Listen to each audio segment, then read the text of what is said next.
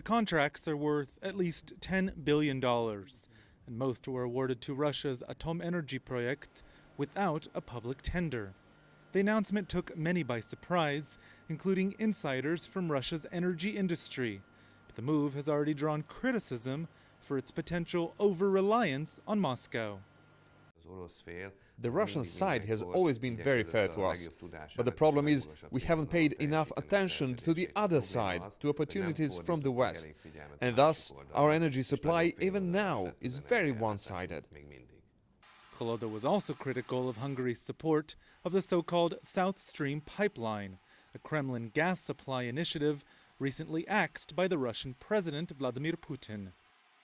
The plan was that Russian pumped gas would travel west through the Black Sea up into Bulgaria, where it would then split south through Greece and over to Italy, and north through Serbia, then Hungary and Slovenia, ultimately terminating in Austria, and giving neighboring Germany and Western Europe more access to Russian gas without going through Ukraine.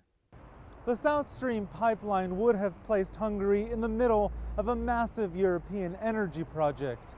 And having signed on, Hungarian lawmakers took a stand in direct opposition to EU regulations, namely that third-party suppliers should be able to access the Russian-owned pipelines. The government defends that decision and the nuclear contracts, saying both were necessary for Hungary's energy security. And if we expand and maintain the capacity of our nuclear power plant, that means that we will have safe and cheap energy. And if we are able to deliver gas from southeastern part of Europe to Central Europe, it means that we will be in a much better situation than now.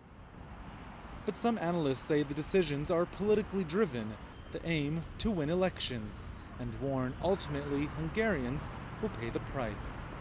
What we do have is a diversified system, infrastructure. It gives a good deal of security, but it doesn't offer competition and affordability.